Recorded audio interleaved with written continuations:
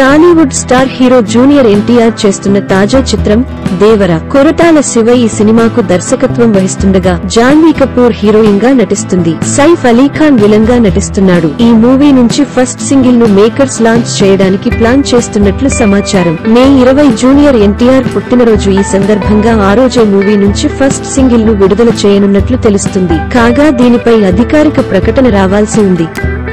అమితాబ్ బచ్చన్ తాజాగా ముంబైలోని కోకిలాబెన్ ఆసుపత్రిలో చేరారు. ఆయన యాంజియోప్లాస్టీ చేయించుకున్నట్లు బాలీవుడ్ లో టాక్ వినిపిస్తోంది. అమితాబ్ బచ్చన్ భుజం నొప్పి కారణంగా శుక్రవారం ఉదయం 6 గంటలకు ముంబైలోని కోకిలాబెన్ ఆసుపత్రిలో చేరారు.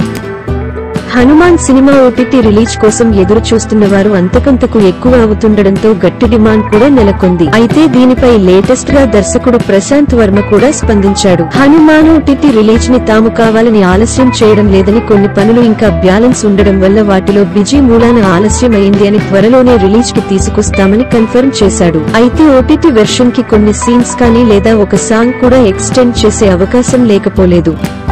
ఇటీవల డిస్నీ హాట్స్టార్ లో స్ట్రీమింగ్ కు వచ్చిన హార్ట్ బీట్ అనే తమిళ వెబ్ సిరీస్ మంచి ఆదరణతో దూసుకెళుతున్నది. ఒక ఆస్పత్రిలో పనిచేసే వైద్యులు, సిబ్బంది చుట్టూ తిరిగే కథతో రొమాన్స్, కామెడీ నేపథ్యంలో ఆసక్తికరమైన సన్నివేశాలతో రూపొందింది. ఈటెలి ఫ్యాక్టరీ నిర్మించగా దీపక్ సుందర్ రాజన్ దర్శకత్వం వహించారు. తమిళంతో పాటు తెలుగు, హిందీ, కన్నడ, మలయాళ భాషల్లోనూ అందుబాటులో ఉంది.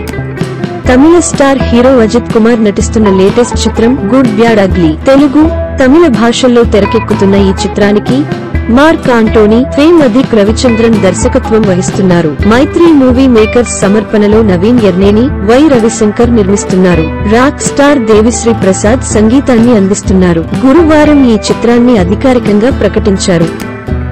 మరో సంచలన నిర్ణయం తీసుకుంది. దేశంలో ప్రముఖంగా చలామణిలో ఉన్న దాదాపు 18 ఓటీటీ ప్లాట్ఫామ్లను, సోషల్ మీడియాలను నిషేధిస్తూ వాటిపై చర్యలు తీసుకోవాలని తాజాగా ఆదేశాలు జారీ చేసింది. ఈ మేరకు కేంద్ర సమాచార ప్రసార శాఖ మంత్రి అనురాగ్ ఠాకూర్ మీడియా సమావేశంలో వివరాలు వెల్లడించారు. అయితే గతంలోనే ఈ వెబ్సైట్లను బ్యాన్ చేసిన ప్రభుత్వం తాజాగా ఈ నిర్ణయంతో ఆ పరిశ్రమపై భారీ దెబ్బే తగలనుంది.